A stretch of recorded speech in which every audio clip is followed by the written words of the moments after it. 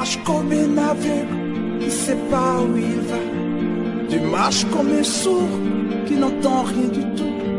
Tu t'en fous de Dieu, tu te moques de sa Bible. Mais un jour, tu couleras des larmes pour tout cela. Tu vas couler des larmes, tu vas pleurer un jour. Dis-moi si tu mourrais ce soir, mais que diras-tu à Dieu si tu mourrais demain? Seigneur Jésus, nous voulons passer à ta parole, t'écouter pour après avoir un moment de prière. Seigneur, on t'accompagne. Ta parole nous rassure, comme tu le dis dans Ésaïe, tu envoyas ta parole et ta parole guérit. Seigneur, au travers de la parole de ce soir, ô Dieu, la parole de ce 11 juillet 2023, guéris-nous physiquement, spirituellement, ô Jésus. Que cette parole vienne pour nous faire du bien, pour éveiller nos sens spirituels, Père, pour nous repositionner, ô Dieu, afin que nous soyons des lampes vivantes devant ta face, ô Seigneur. Ouvre notre entendement, que nous puissions comprendre, Seigneur, ce qui doit être compris ce soir au travers de cette parole, pour la gloire et l'honneur de ton nom. Nous avons ainsi prié et nous disons Amen. Alors, ce soir, nous allons continuer avec le chrétien face à 2024. La dernière fois où nous avons fait la première partie de ce séminaire sur le chrétien face à 2024. Alors, pour un rappel, j'ai dit que le message de 2024, je l'ai reçu depuis le 7 février 2023. Donc, 2024, 2025 et 2026 sont déjà dans mes tiroirs. Alors, concernant le message de 2024, ce qui va se passer en 2024, il y a eu un jour, ce jour-là, je pense que c'était un mardi, si j'ai encore bonne mémoire, j'étais à la maison, j'étais en train de méditer la parole du Seigneur. Pendant que tout à coup, une vision va s'ouvrir à moi. Et dans cette vision, je verrai le Seigneur Jésus était quelque part dans un espace qui était tout blanc, vraiment blanc éclatant. Alors, le Seigneur Jésus était en train de s'approcher vers moi. Et pendant qu'il s'approchait, le Seigneur Jésus-Christ dira une phrase lorsqu'il va s'arrêter à quelques mètres, je dirais. Il va s'arrêter, il va déclarer une parole. D'abord, avant qu'il ne déclare, je donne des éléments qui vont nous servir. Le Seigneur était vêtu d'une longue robe blanche. Et cette robe était glorieuse. Lorsque je dis glorieuse, elle scintillait, elle dégageait une certaine lumière. Et au-dessus de cette robe, il avait un par-dessus qui était également blanc. Mais ce par-dessus était une sorte de chemise qui n'avait pas de manches. Bon, chez nous, au Congo, on appelle cela des bras cassés. Vous voyez que c'est comme un gilet, mais ce n'est pas un gilet. Donc, c'est une chemise comme cela, qui est également blanche, mais qui n'avait pas de manches. Et au niveau des franges, il y avait cette chemise sans manches, il y avait une sorte de broderie qui était là. Des broderies, et sur ces broderies, c'était comme des pierres, des petites pierres précieuses. Vous voyez un peu, lorsque vous voyez les éléments en diamant là, c'était comme semblable à cela. Et avant le niveau de la broderie, il y avait un décor au-dessus de couleur bleue, donc comme des lignes, des rayures de couleur bleue qui étaient là. Et c'est ce vêtement qu'avait le Seigneur. Alors, lorsque le Seigneur va s'arrêter, il va me dire que 2024 est une année de fer et de main de fer. Après avoir déclaré cette phrase, par un geste de sa main droite, le Seigneur va faire apparaître un écran géant dans le vide. Et cet écran va apparaître à gauche. Voyez-vous? Donc le Seigneur va lever sa main droite et l'écran apparaît dans le sens inverse à gauche. Alors, dans cet écran, qu'est-ce que je vais voir? Je vais apercevoir dans cet écran une personne qui s'approchait aussi de moi. Je dis s'approchait de moi, mais la personne ne s'approchait pas de moi. Comprenez mon langage. La personne marchait comme si elle venait en ma direction. Alors, cette personne de loin, elle avait une robe aussi blanche. La personne marchait lentement et sûrement. De loin, en voyant, je me disais peut-être que c'était un ange, quelque chose comme cela. Alors, au fur et à mesure que la personne se rapprochait dans cet écran, je vais constater que ce que je croyais être une personne ou un ange n'était en fait qu'une créature démoniaque qui n'avait pas de tête. Voyez-vous? Donc, la personne avait bel et bien la robe blanche, mais elle n'avait pas de tête. Donc, le côté de la tête là, commençant des cheveux jusqu'au niveau du cou, il n'y en avait pas. Il n'y en avait pas. Donc, là, cet endroit-là était vraiment comme une sorte de petite montagne qui était là, mais il n'y avait pas de tête, pas de yeux, rien du tout. Mais la personne, cette créature était vivante et marchait. Et l'endroit où marchait cette personne, c'était un endroit qui ressemblait au sable du désert. C'était ressemblait au sable du désert comme un désert. Et il y avait vraiment beaucoup de sable. Et cette créature-là traînait derrière elle une sorte une fossile géante que la personne était en train de tirer. Et cette fossile-là était en train de déchirer le sol, la terre sablonneuse qui était là. Donc, la déchirure créait des sillons. Voyez, pour ceux qui font l'agriculture, des sortes de sillons, des vastes sillons.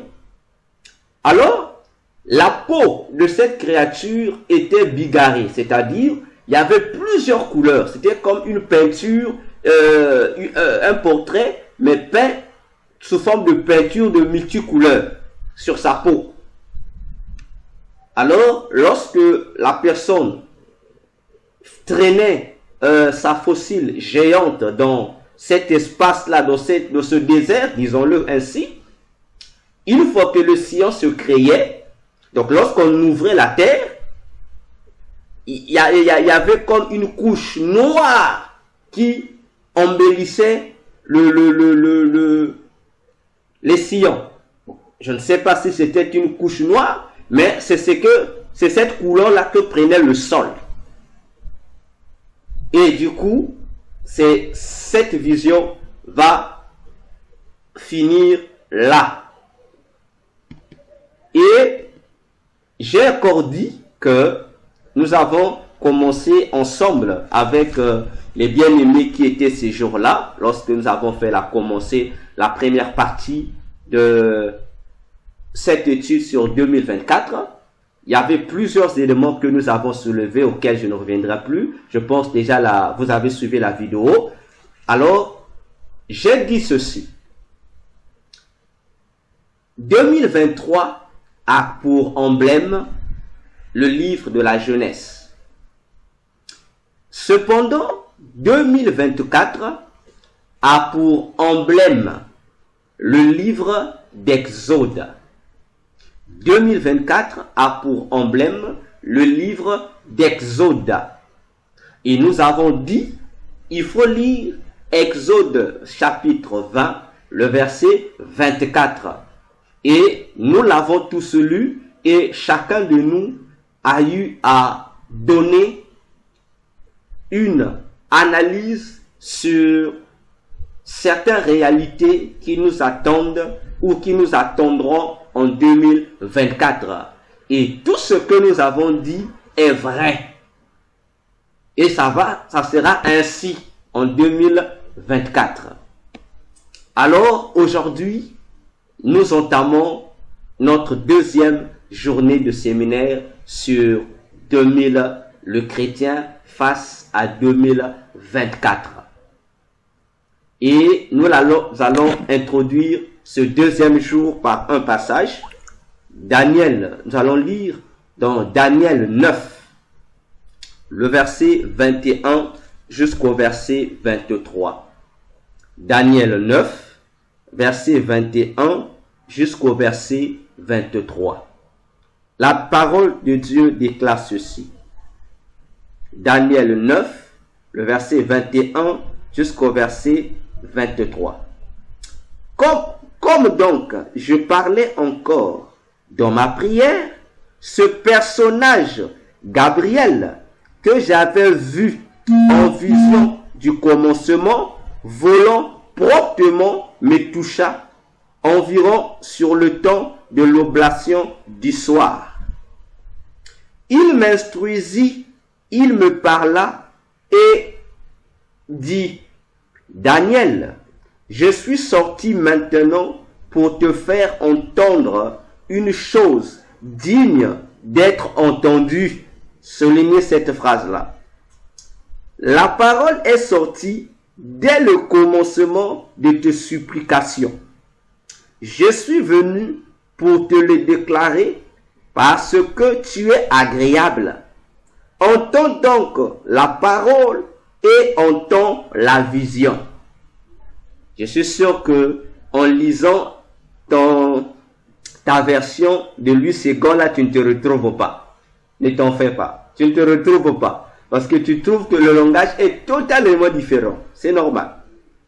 Alors, ce verset de Daniel 9, je l'ai donné pour attirer notre attention en ce qui concerne les réalités des prophéties bibliques et des visions divines. Daniel avait une situation qui le tourmentait. Une situation délicate qui ne le concernait pas directement, mais indirectement, cette situation le concernait. Parce que c'était une situation pour le salut, sinon la restauration de son peuple Israël qui était en captivité à Babylone.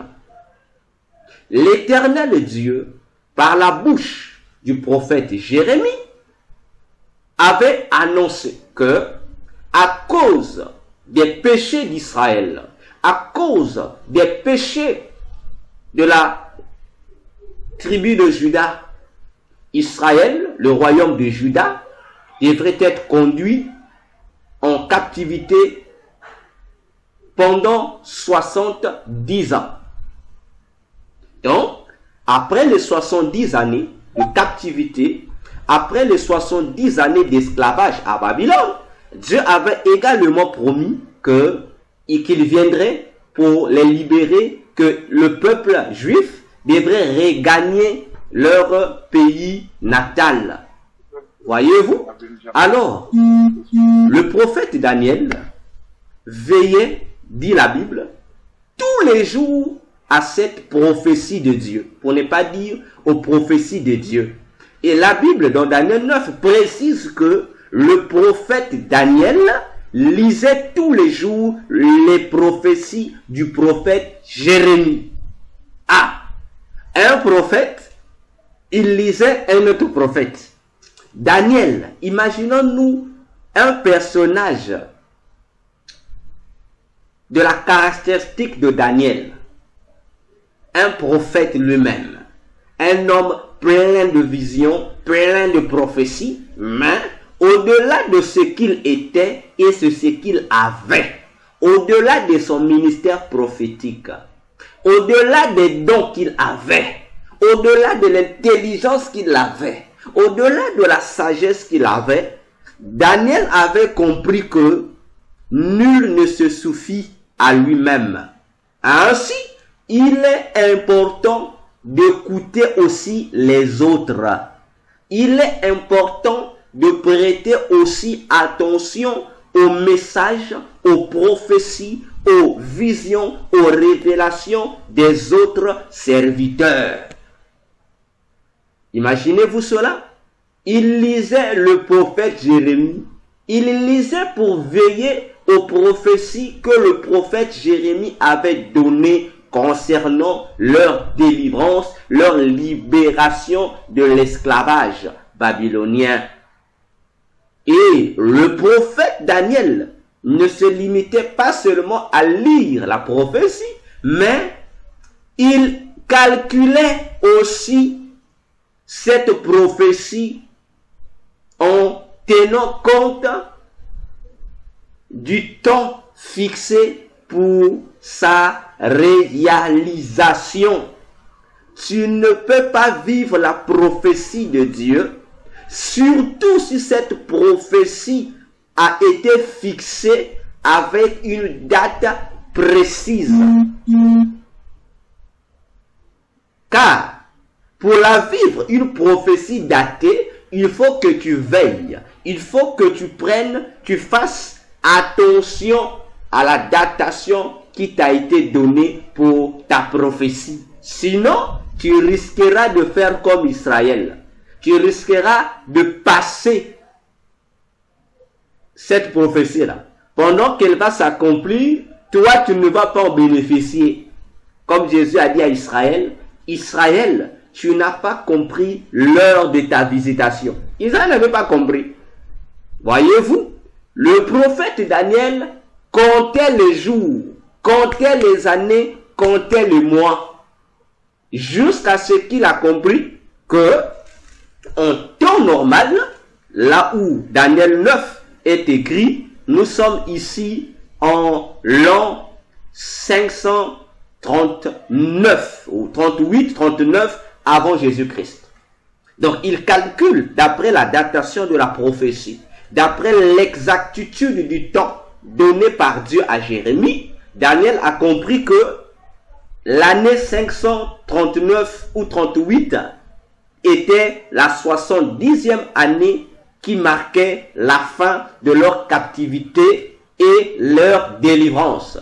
Malheureusement, Daniel constate que ils sont arrivés au terme de l'esclavage, mais ils sont toujours en esclavage.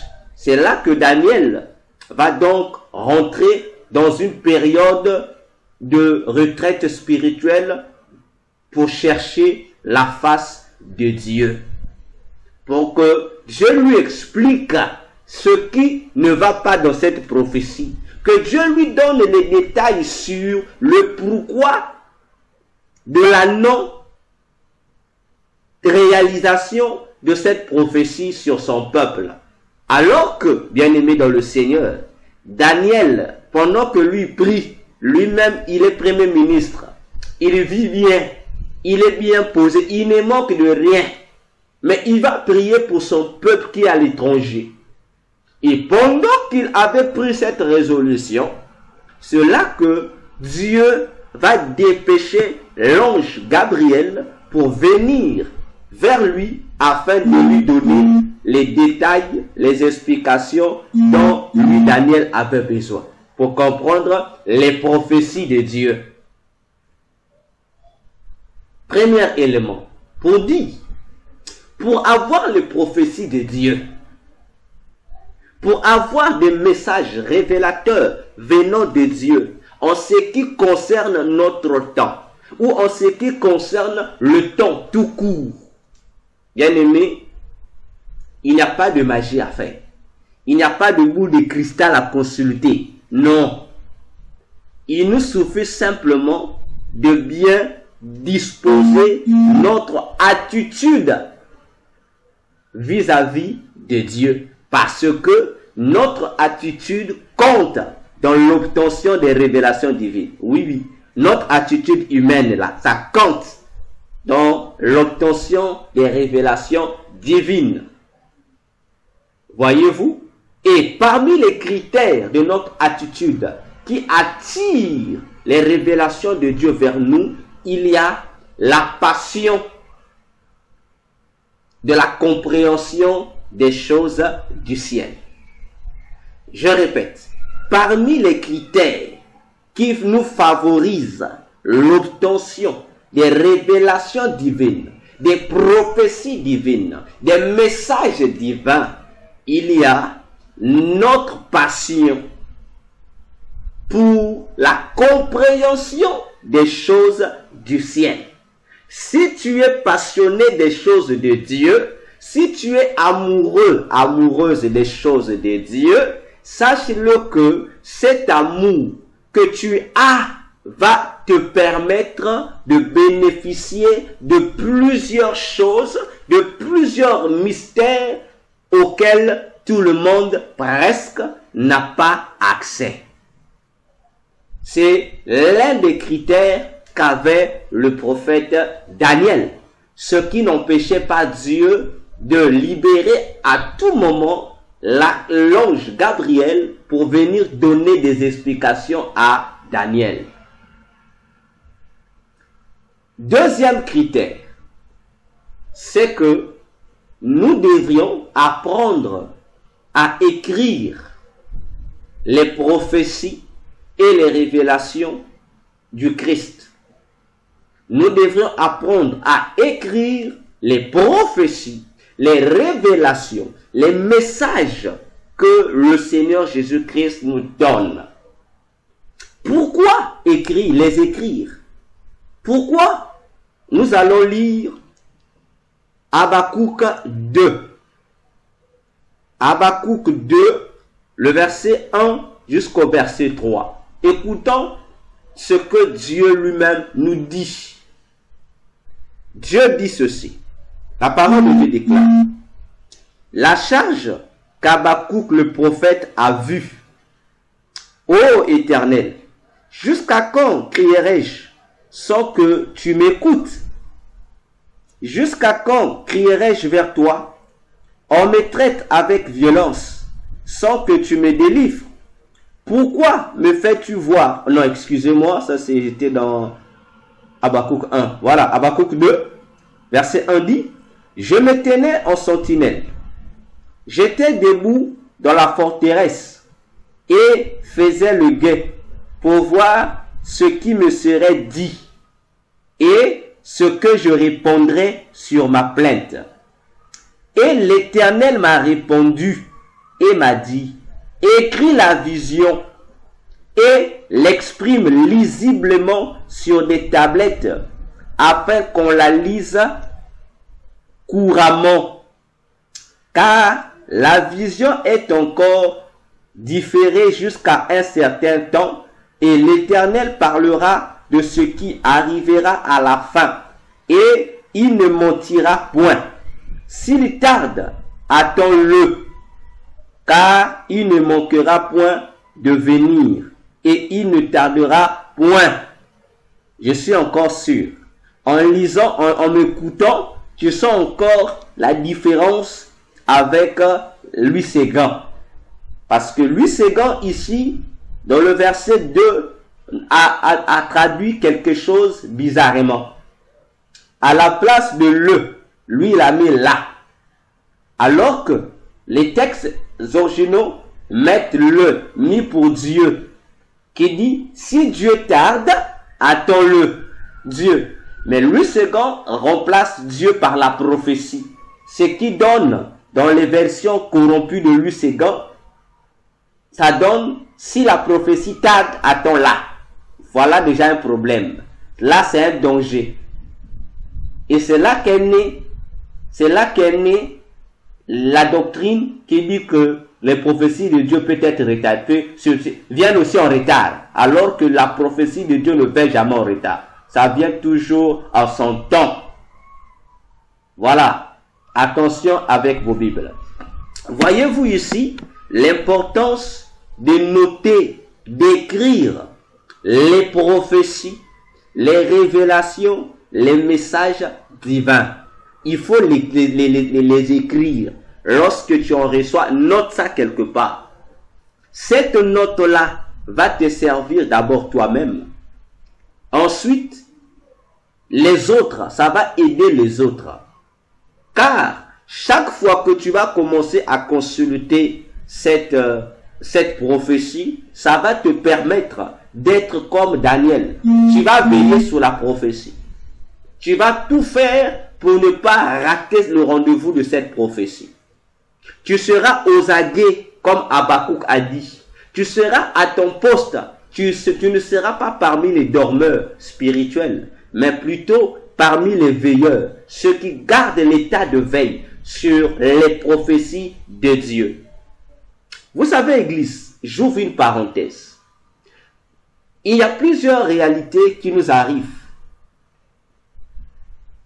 Mais, si nous réfléchissons bien, nous allons voir que c'est la plupart de ces réalités qui nous arrivent. Bon, nous pour ceux qui sont des chrétiens veilleurs, des chrétiens qui ne sont pas distraits.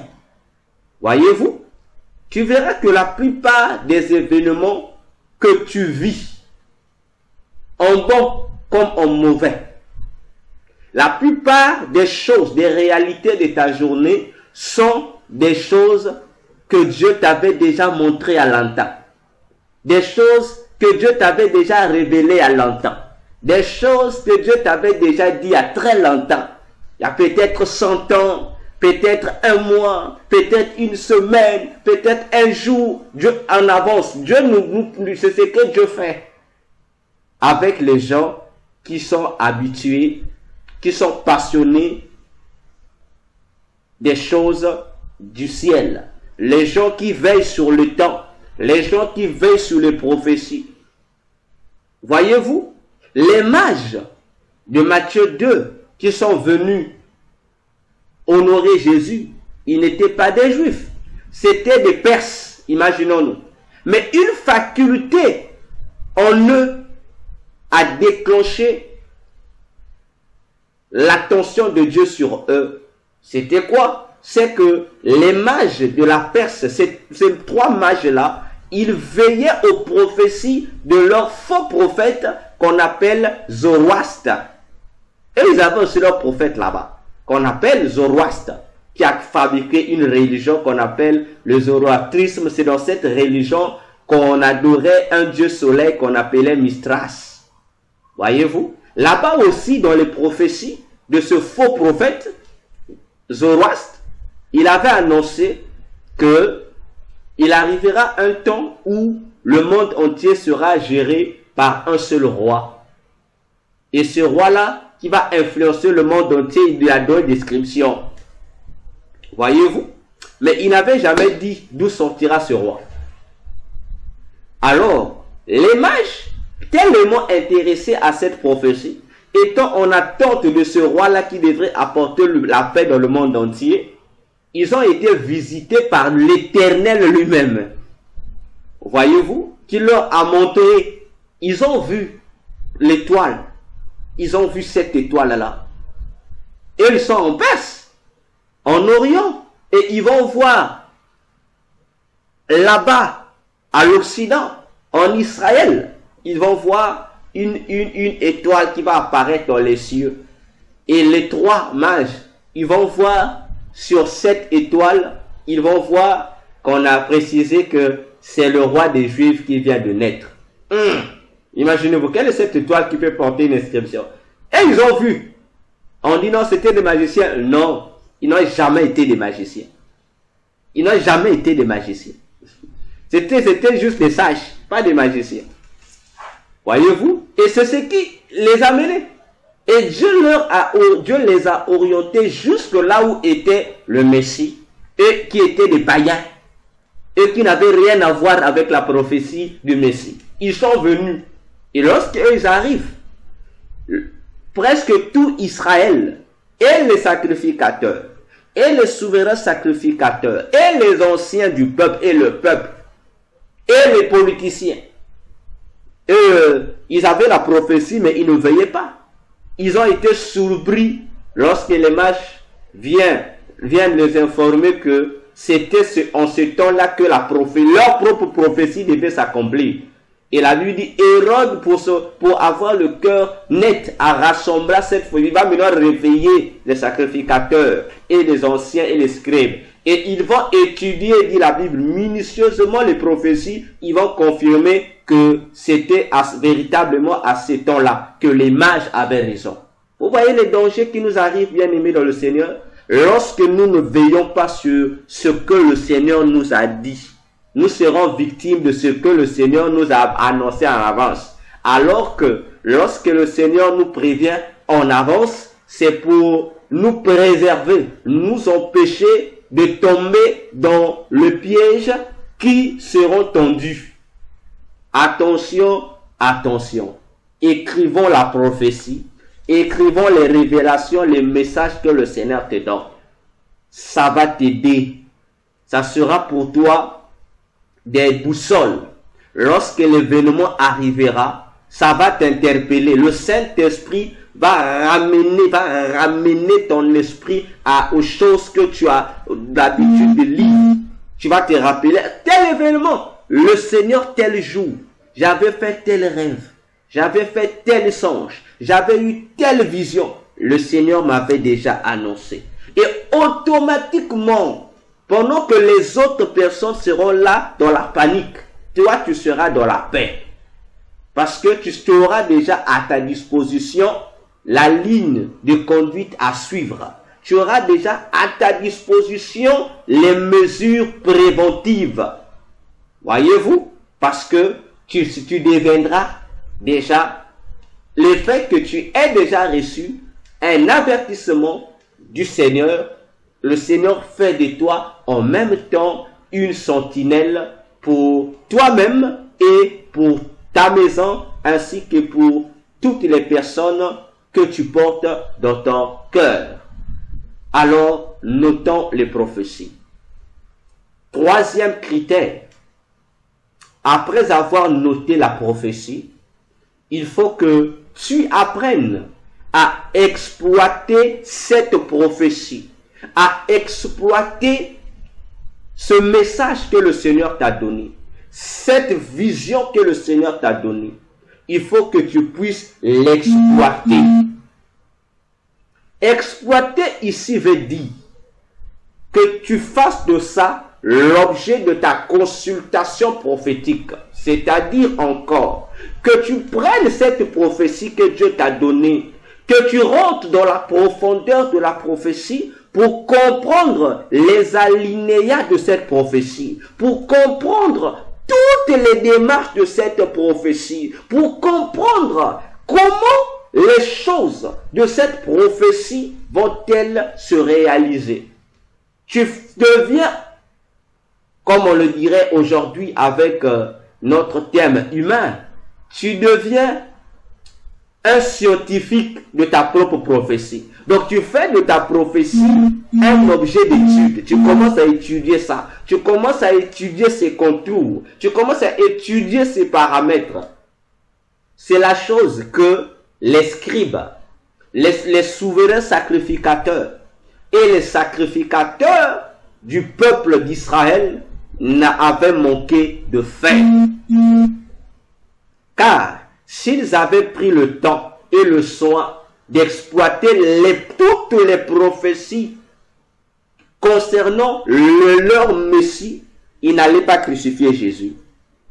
Parce que eux attendaient un Messie qui va tomber du ciel, où le ciel devait s'ouvrir d'après les prophéties, et leur Messie devait apparaître dans les cieux et descendre pour leur libérer sous l'emprise de l'Empire romain.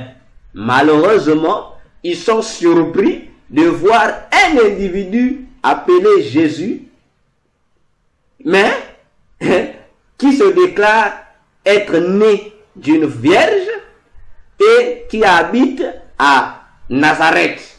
Il dit non, non, non, il y a problème. Notre Messie à nous, d'après les prophéties, il doit descendre du ciel. Mais toi, tu es né. Ah, donc tu ne peux pas être le Messie. Voilà où le manque d'exploitation de nos prophéties nous amène. Ça nous amène au refus de notre Messie. Ça nous amène au refus de notre salut. Ça nous amène au refus des différentes solutions que dont nous attendons de Dieu. Voyez-vous? Alors que les prophéties avaient bel et bien dit que le Messie devait descendre du ciel. C'est vrai. C'est vrai. Mais les prophéties avaient aussi dit le même Messie qui devait descendre du ciel devait naître. Il devait habiter à Nazareth. Voyez-vous?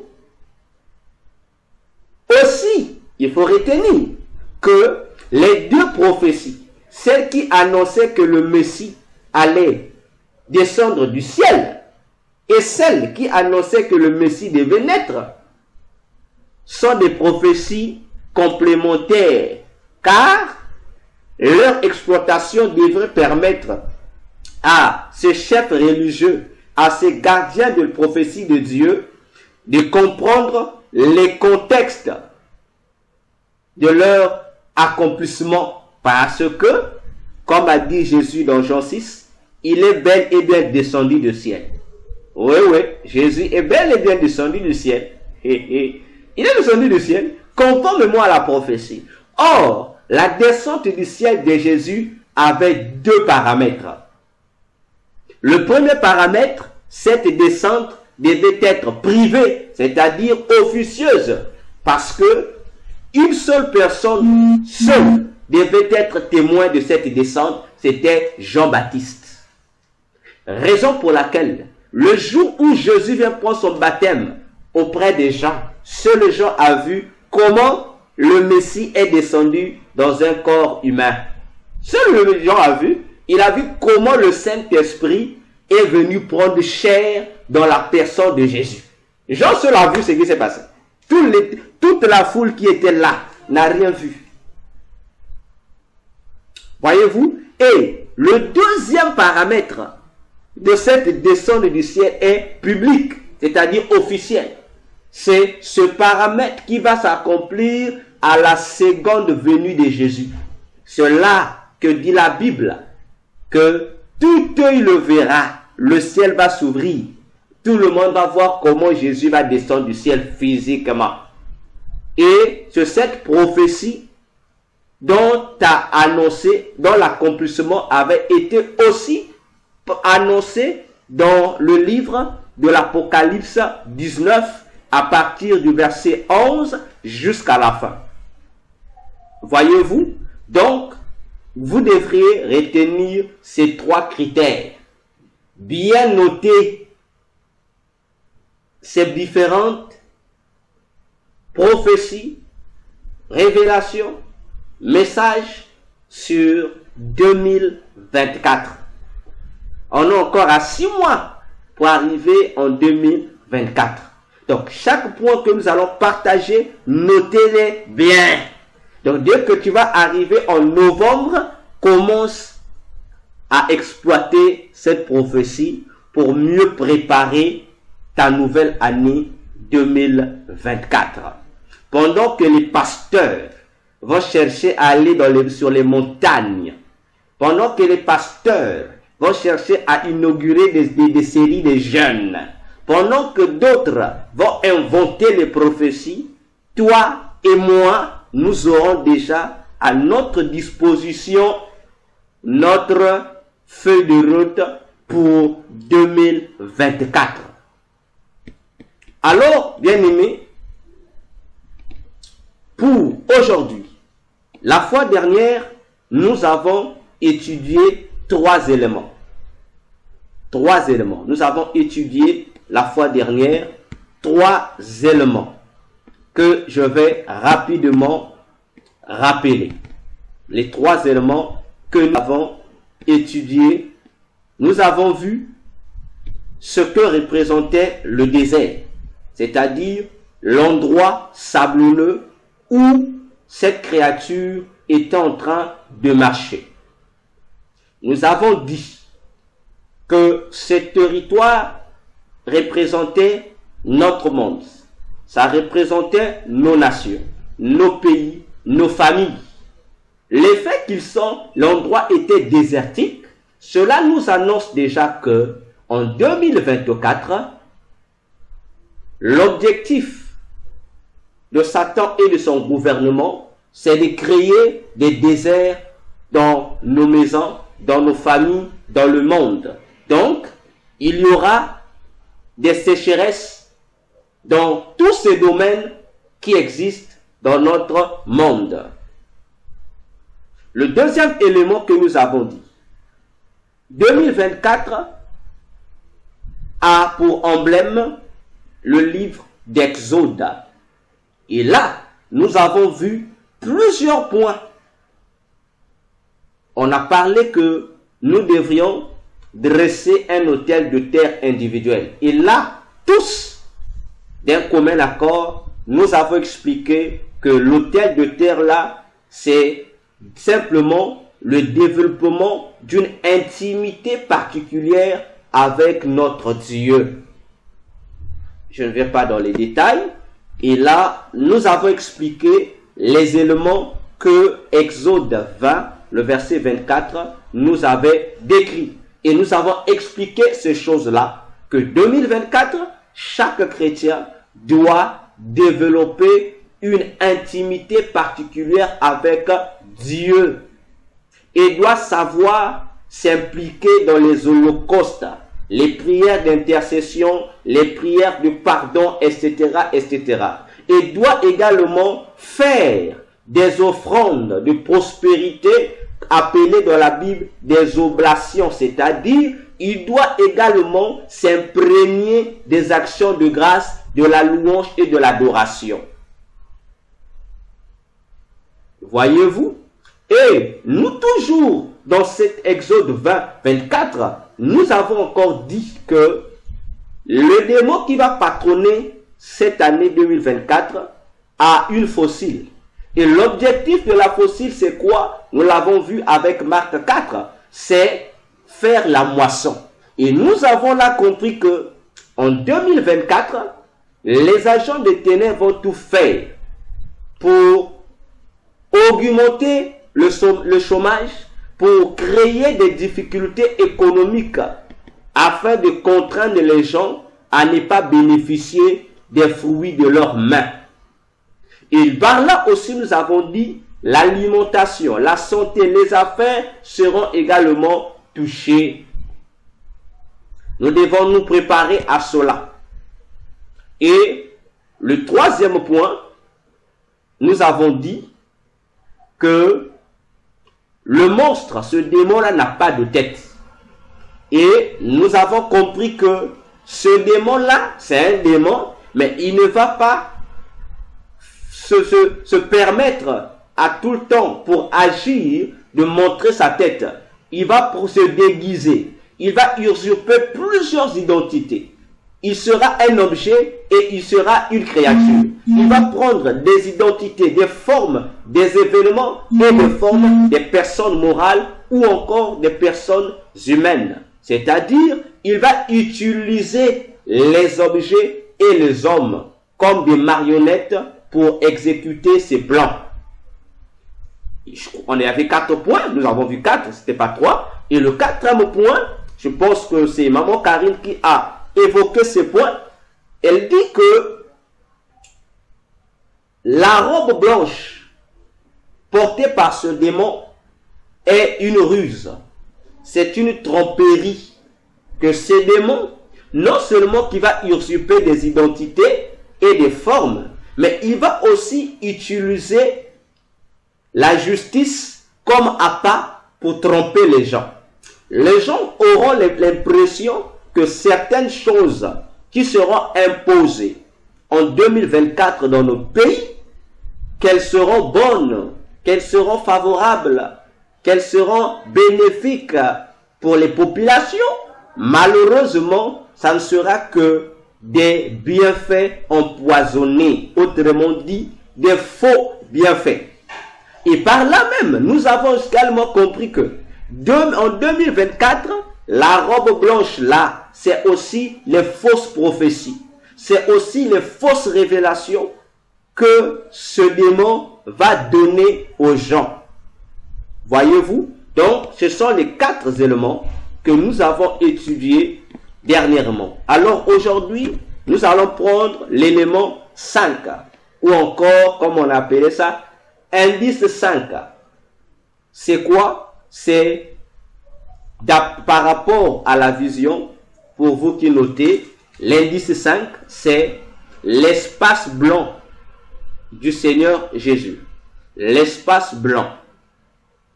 Remarquez que, comme je l'ai dit, l'endroit où était le Seigneur Jésus, cet endroit-là était tout blanc. Je ne sais pas si c'était une salle ou quoi, mais je ne sais pas, c'est juste cet endroit-là était tout blanc.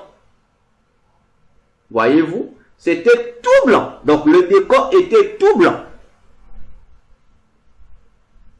Ce qui nous amène déjà à comprendre que si l'ennemi qui viendra pour déstabiliser 2024 au profit de Satan, lui, il viendra avec des vêtements blancs pour tromper l'humanité. Jésus, lui, se trouve dans un espace blanc. Comme pour nous dire que nous devions faire très attention parce que de même que Satan va utiliser la justice pour détruire les habitants de la terre, de même aussi le Seigneur va utiliser la vraie justice pour pouvoir nous aider à échapper à la justice trompeuse du démon. Comme je vous ai dit, ce démon-là, le Seigneur ne m'a pas donné son nom. Donc c'est un démon anonyme. Donc qui va se servir de la blancheur, de la justice, de la sainteté pour détruire les gens? Le Seigneur aussi nous invite déjà à savoir nous imprégner de sa justice pour contrecarrer la fausse justice qui sera promue. Car, je vous informe, lorsque le monde parle de justice, dans la justice du monde, il y a une notion qui est plus mise en valeur, c'est la notion de la liberté. On parle de liberté, que nous voulons être libres, parce que pour nos États, pour nos nations, pour l'ONU, la justice égale à la liberté. Mais attention, on ne peut pas avoir une véritable liberté aussi longtemps que nous marchons dans une fausse justice. Voyez-vous, c'est la chose et son contraire. Attention, nous chrétiens, en 2024, cherchons à marcher, à nous garder, à nous maintenir dans la justice de Christ. Ce n'est que dans cette justice de Christ, pas dans la justice de l'ONU, mais dans la justice de Christ, que nous aurons la liberté dont nous avons besoin. Et la liberté à tous les niveaux, parce que le Seigneur lui-même était dans une pièce toute blanche, comme pour dire, de même que lui se trouve dans un endroit transparent, dans un endroit qui respire la blancheur pure, nous également, nous devions être dans cet endroit-là. Car c'est dans cet endroit-là, dans cette justice à lui, que nous allons trouver notre liberté. C'est-à-dire, nous allons trouver notre jouissance, notre quiétude de l'âme. Car parler de la liberté, c'est parler d'une vie éloigné de toute inquiétude. C'est parler d'un état d'âme, libéré de toute angoisse, libéré de tout élément qui pourra nous contraindre à être esclaves des soucis ou à être esclaves de la mentalité du siècle présent. La mentalité du siècle présent, c'est quoi? C'est une mentalité qui nous invite à plus courir derrière la survie plutôt que de courir derrière la vie qu'offre gratuitement Jésus. En 2022, août 2022, je vous ai annoncé ce qui devait arriver en 2023 et nous en sommes tous témoins.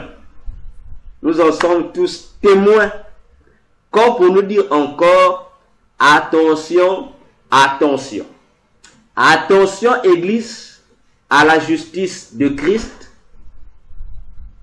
face à la justice des hommes.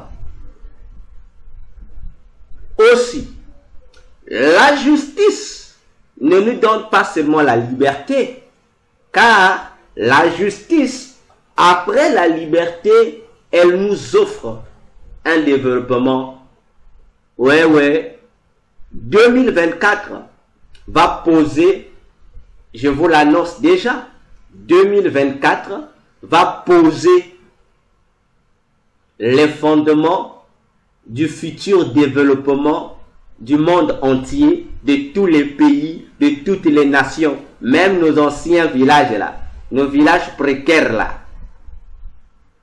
Ces villages-là seront développés. Et c'est ce futur développement-là, c'est le futur développement que l'Antichrist viendra instaurer sur la terre.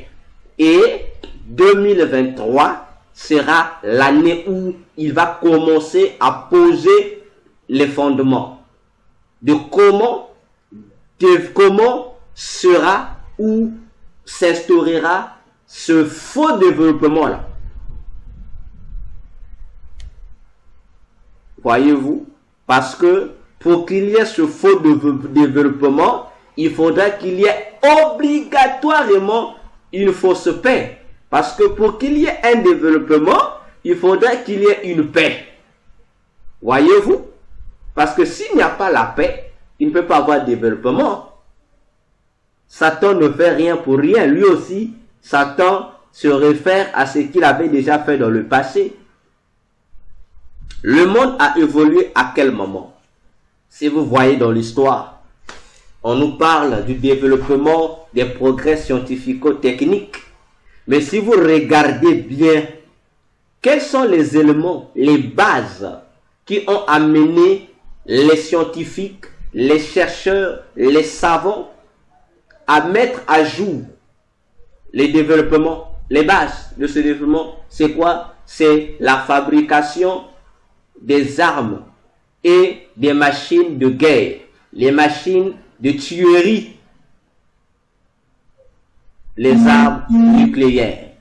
Voyez-vous? Et une fois qu'il y a eu invention de ces armes les plus meurtrières, qu'est-ce qui s'est passé? C'était des bases déjà d'un nouveau développement.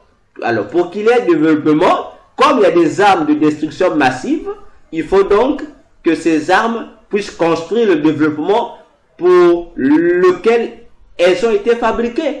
Et qu'est-ce qui s'est passé par la suite? On nous a donné gratuitement la Première Guerre mondiale.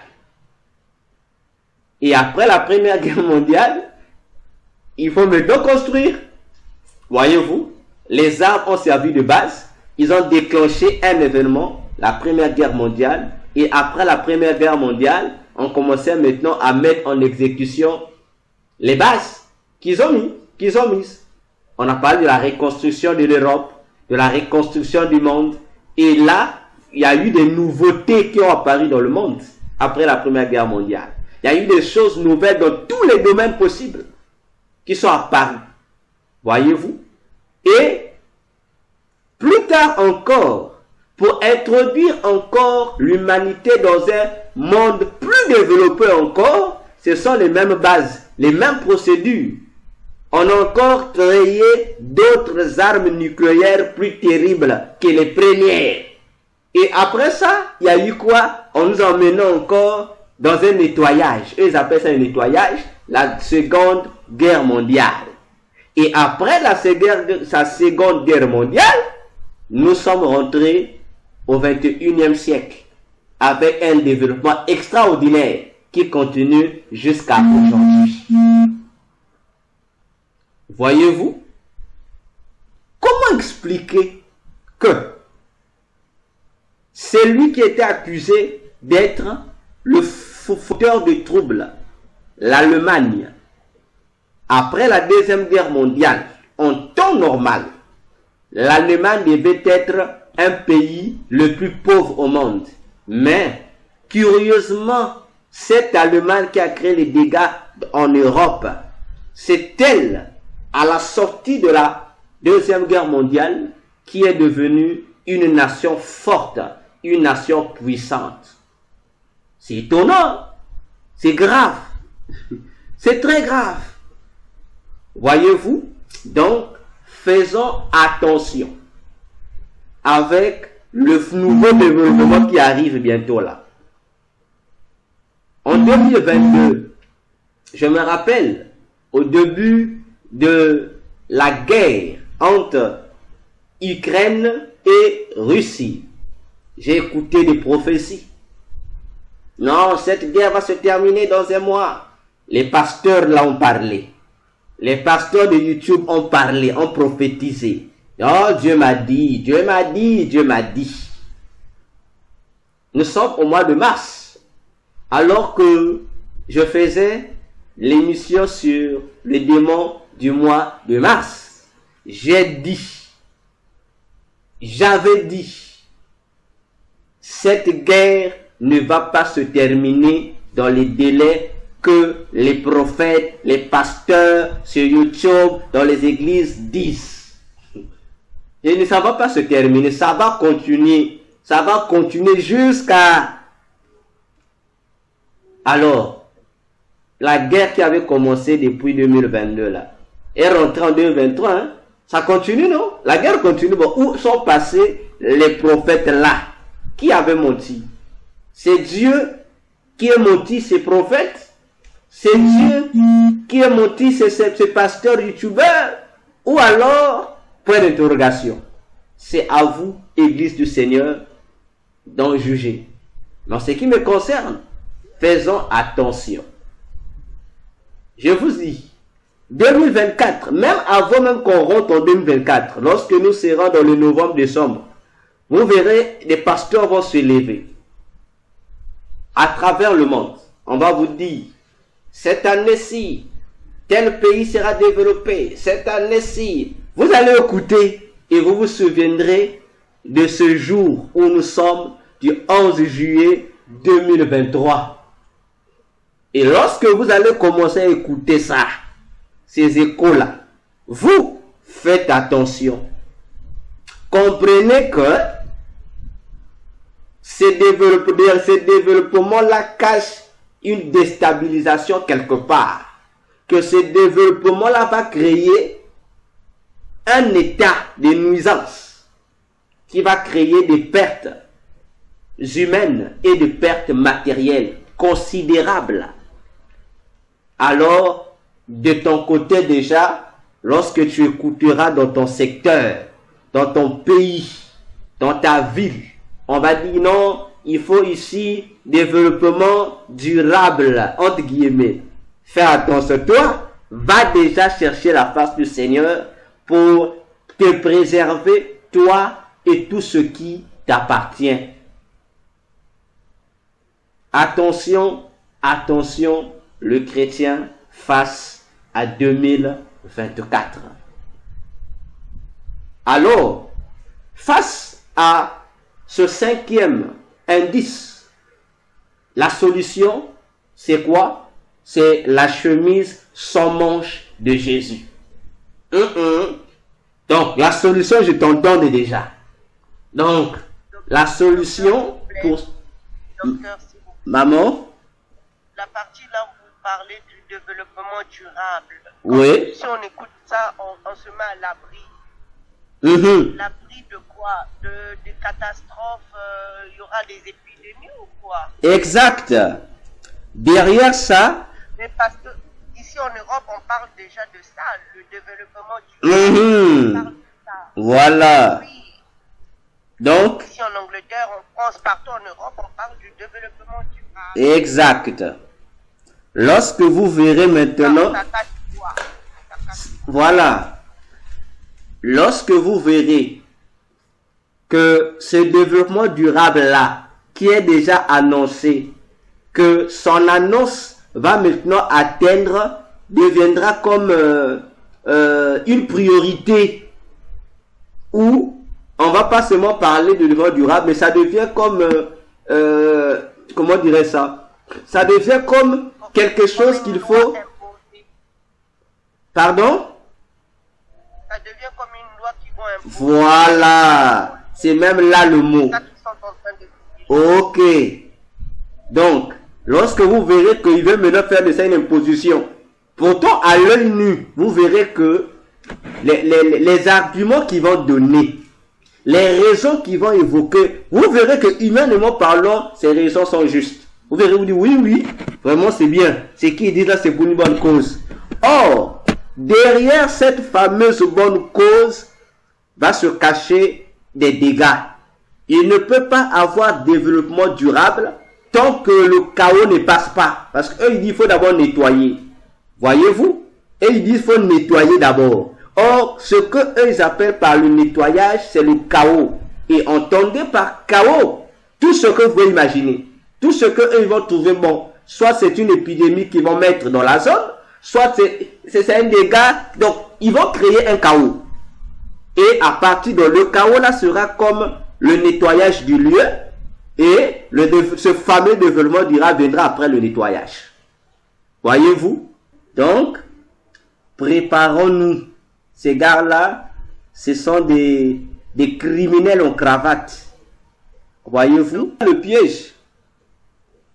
On vous présente une fausse justice.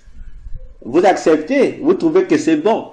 Mais lorsque vous allez mordre sur la maison, c'est là où vous comprenez qu'en fait, on vous avait trompé. Et c'était trop tard. Il y a déjà eu des dégâts. Donc, la solution pour ça déjà, comme je disais, c'est la chemise sans manche du Seigneur Jésus-Christ. Et c'est quoi cette chemise sans manche? C'est la cuirasse de justice. Je vous cite certains versets. 1 Thessaloniciens 5, versets 1 à 8. 1 Thessaloniciens 5, versets 1 à 8, que vous pouvez lire à la maison.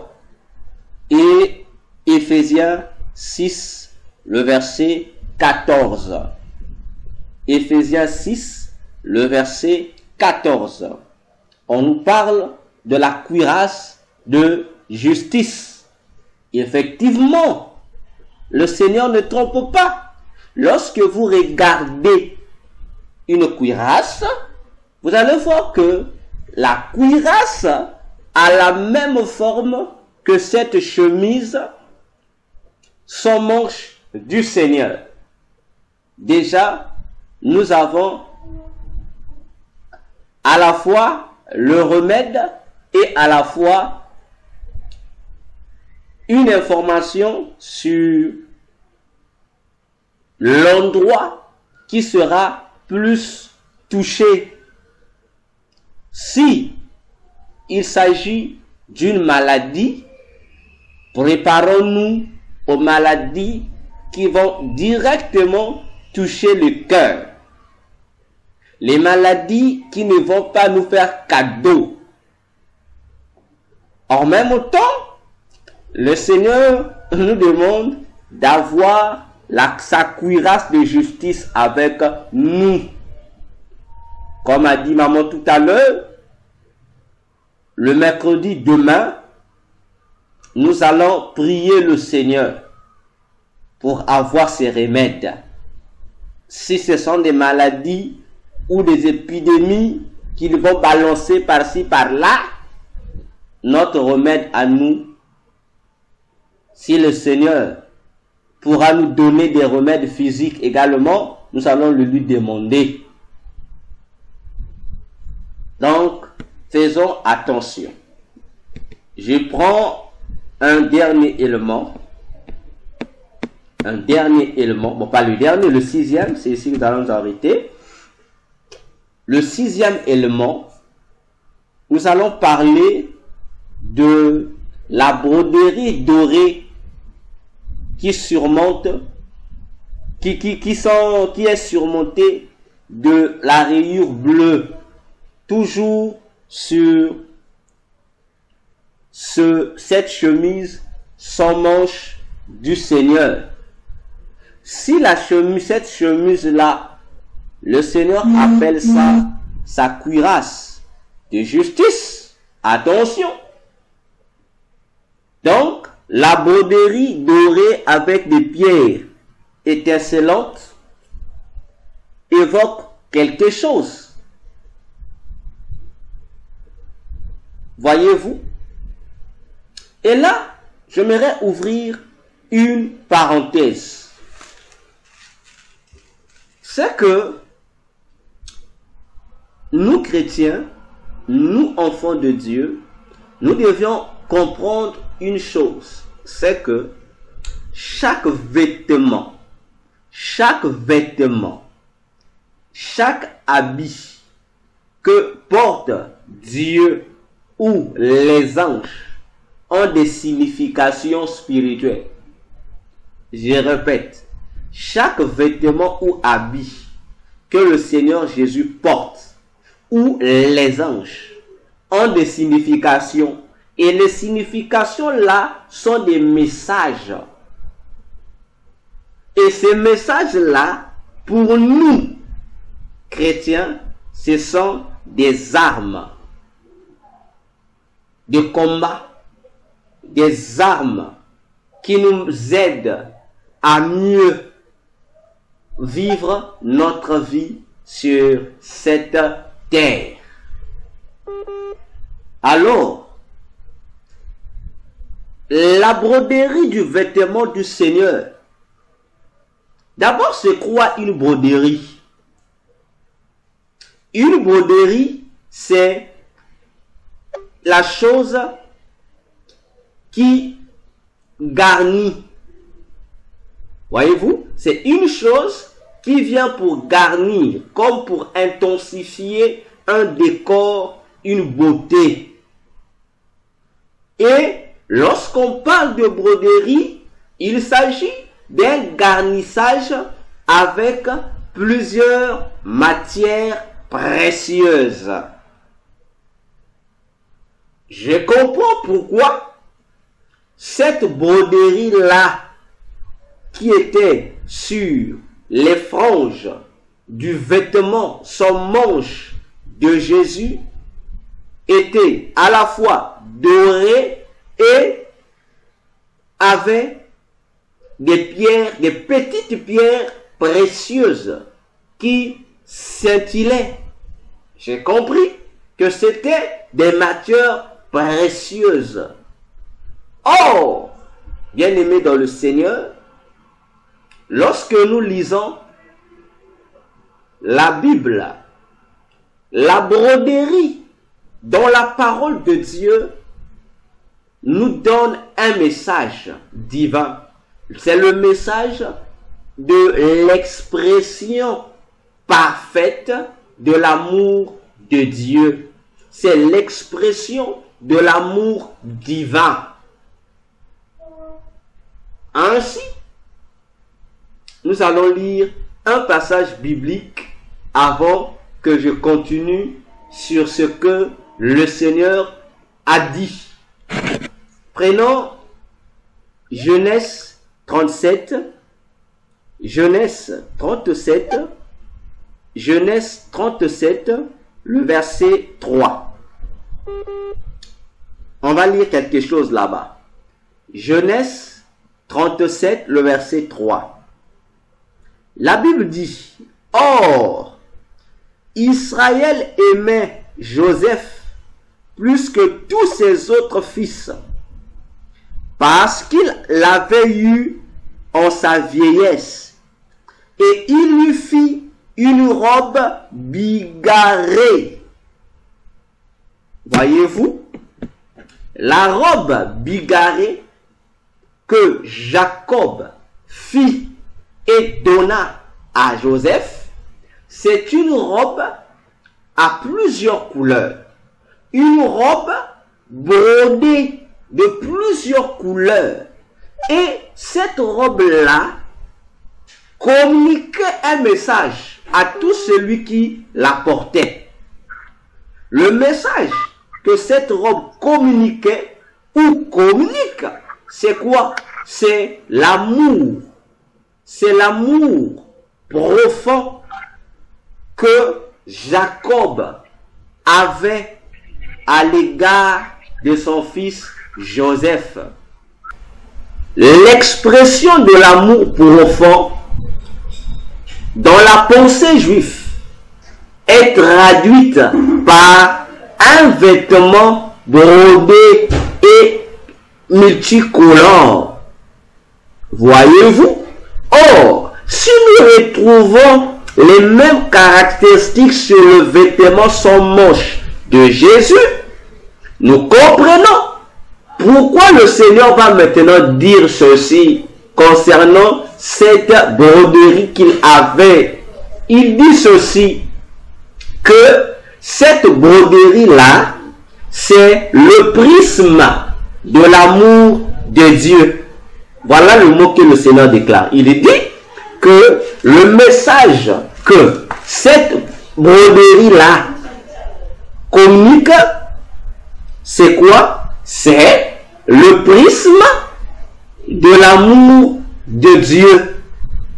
Le prisme de l'amour de Dieu. Prisme, j'appelle P-R-I-S-M-E.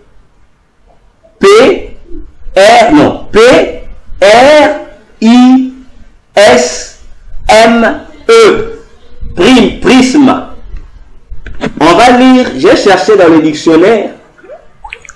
Tu peux également lire dans ton dictionnaire ce que ce mot-là veut dire. Je vais prendre le petit dictionnaire de mon téléphone. Voilà, ici, on me présente plusieurs définitions selon les contextes. Selon la géométrie, on donne une définition. On dit que, je vais reformuler, on nous dit que le prisme ici c'est quoi? C'est deux polygones qui sont égaux et parallèles et qui ont en même temps les mêmes caractéristiques. Voyez-vous? Donc s'il faut que nous le disions terre à terre, c'est que dans la géométrie, un prisme, c'est comme deux objets semblables qui ont les mêmes caractéristiques, qui sont égaux, qui sont identiques. On donne encore, dans la physique, on dit c'est un instrument d'optique qui sert à réfracter et à décomposer la lumière et qui est un prisme triangulaire de verre blanc ou de cristal. Voyez-vous? Ici, on dit que c'est un objet, le prisme, qui sert à faire quoi? À rétracter, c'est-à-dire à diffuser de la lumière ou encore à prendre cette lumière diffusée, à la décomposer, c'est-à-dire à faire que cette lumière qui est une, que en se propageant, que cette lumière devienne plusieurs lumières. Voyez-vous? Si je prends la troisième définition, on donne le sens dans le langage courant, figuré, on dit un ensemble de préjugés et de passions. Ainsi, tu verras que toutes les définitions qu'on a données là se retrouvent effectivement dans l'amour de Dieu à l'égard de son peuple que nous sommes l'Église. Parce que l'amour de Dieu à notre égard nous amène à être comme Dieu, nous amène à avoir les mêmes aspects que Dieu. Voyez-vous? Donc la broderie de Dieu nous invite à être beaux comme Dieu, à nous vêtir comme Dieu, à briller comme Dieu, à imprimer sur nous les caractéristiques de Dieu. On devient des colonnes parallèles à Dieu. Voyez-vous? Et si on dit encore que le prisme, c'est un instrument qui diffuse la lumière, mais tout en donnant à cette lumière une multitude de lumières. Cela va toujours de pair avec l'amour de Dieu. Parce que la Bible dit dans 1 Corinthiens 13, on cite un seul amour, mais qui contient en lui plusieurs autres critères, plusieurs autres vertus. Le même amour, mais à plusieurs vertus, à plusieurs vitamines. Et troisième définition du dictionnaire dit que le prisme, c'est quoi? C'est l'ensemble des préjugés et des passions. Préjugés, c'est-à-dire des pensées définies, prédéfinies de quelqu'un sur quelque chose. Et les passions, les désirs de la personne. Or, si l'amour, si la broderie de Christ, comme dit Christ lui-même, c'est le prisme de l'amour de Dieu, donc, cette broderie-là nous communique les pensées prédéfinies de Dieu, nous donne les intentions de Dieu à notre égard et nous communique aussi les désirs de Dieu. Comme pour dire que en 2024, sixième indice, si le Seigneur Jésus va déployer de manière profonde et abondante son amour dans la vie des chrétiens qui sauront se maintenir dans sa justice, c'est-à-dire les chrétiens qui sauront se maintenir dans sa fidélité, sur ces chrétiens-là, il va déverser sur eux la profondeur de son amour. Sachez-le que de l'autre côté, il y aura une contre-attaque.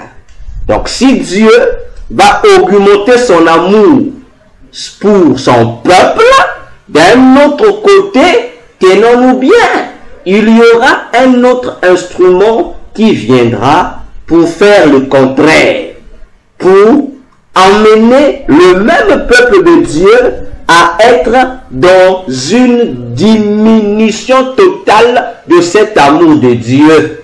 Ce qui veut dire, en 2024, Dieu veut que son amour en nous puisse augmenter, de sorte que sa broderie en nous puisse être refléter le prisme de l'amour de Dieu. D'un autre côté, l'ennemi de Dieu va créer des voies et moyens pour nous enlever cette broderie de Dieu, faire que nous soyons séparés de cet amour profond de notre Dieu. Attention, attention Église. Je dis encore, attention, attention Église. Parce que si l'amour de Dieu est un prisme, ça veut dire, dans cet amour de Dieu, en 2024, il y aura des choses nouvelles que Dieu va insérer à notre égard. Des choses nouvelles que Dieu va nous communiquer pour nous permettre d'être à l'abri de toute menace de l'ennemi. Mais soyons prudents, parce que nous risquerons d'être loin de cet amour, car l'ennemi aussi va mener un contre-amour, de sorte que lui aussi il viendra avec sa broderie. Il va t'amener ses pensées, il va t'amener ses préjugés, il va te communiquer ses passions à lui, qui n'ont rien à voir avec les passions de Dieu pour nous.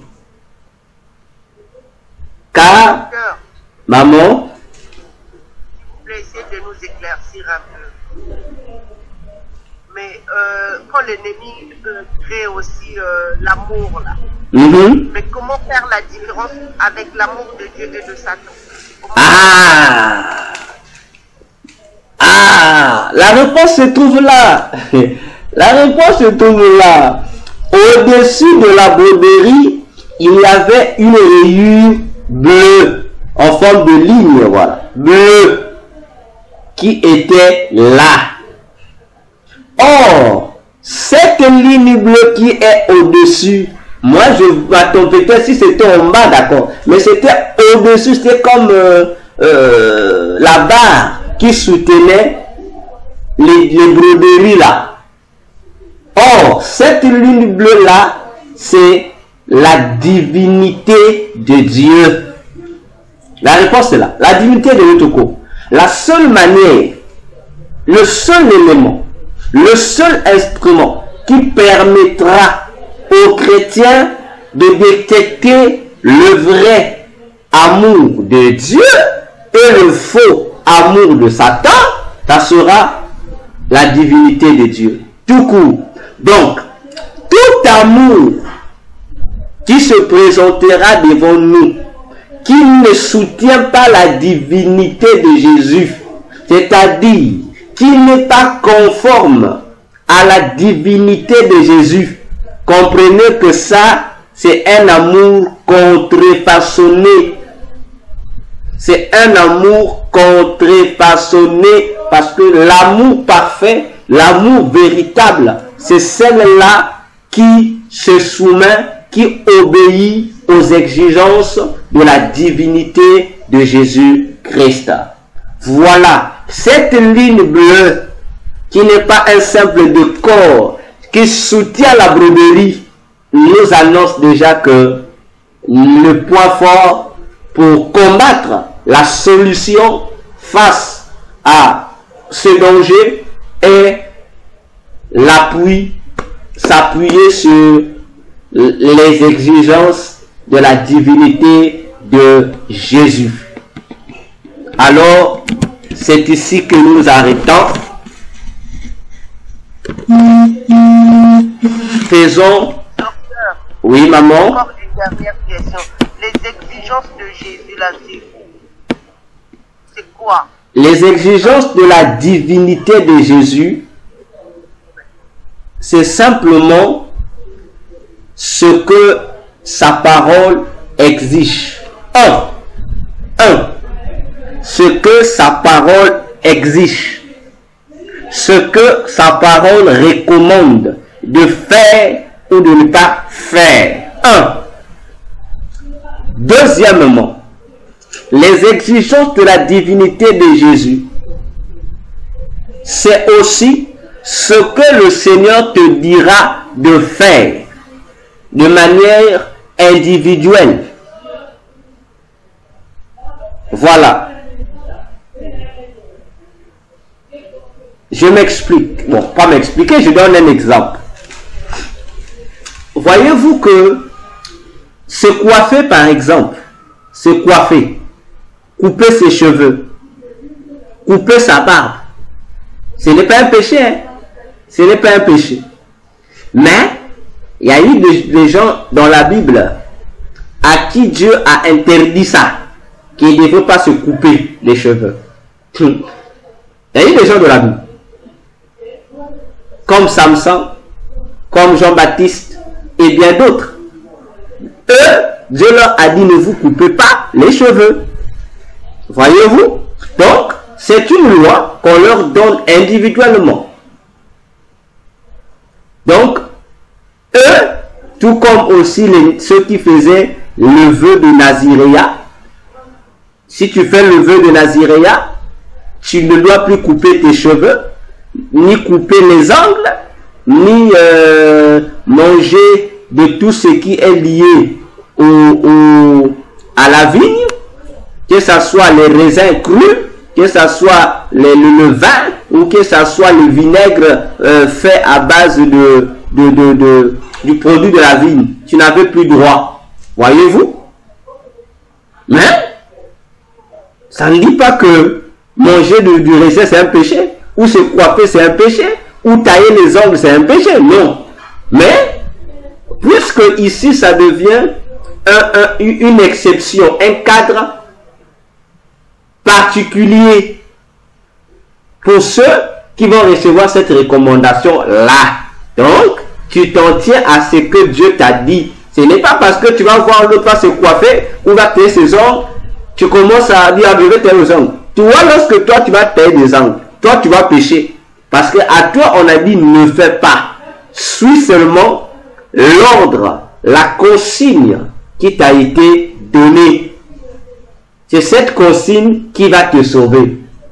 Voilà, pour montrer un peu une idée, pour nous faire comprendre cette différence entre les exigences qui se trouvent dans la Bible et les exigences personnelles que Dieu peut donner à chacun de nous. Voilà, nous en avons fini. Il nous reste 2 minutes. Nous allons prier. Dans ces 2 minutes, nous n'avons qu'un seul sujet de prière. Un seul sujet de prière. Nous allons dire au Seigneur, notre Dieu, nous voulons d'avance que tu nous parles à nous tous, que tu nous communiques les mesures que chacun de nous doit prendre et nos maisons contre ces plans de l'ennemi. Qu'est-ce que Dieu veut ou voudrait que nous et nos maisons fassions d'après lui pour être à l'abri de ce que l'ennemi prépare déjà pour l'année suivante? Car comme maman nous l'a dit, que ils ont déjà commencé à amorcer déjà. Pendant que 2024 est loin, mais eux, ils ont déjà commencé à mettre en place l'organisation de 2024. Comme pour dire, s'ils ont commencé déjà avec ces plans, que maman, les plans bizarres, terribles, que maman vient de nous expliquer ici, sachez-le que avant qu'ils puissent faire l'application en 2024, ils vont d'abord faire des essais en 2023. Ils vont d'abord essayer, voir comment ça va être. Parce qu'en 2024, il n'y aura pas d'essai. Ça sera directement le produit fini. Voyez-vous? Alors, là où tu es bien-aimé, tu vas élever ta voix.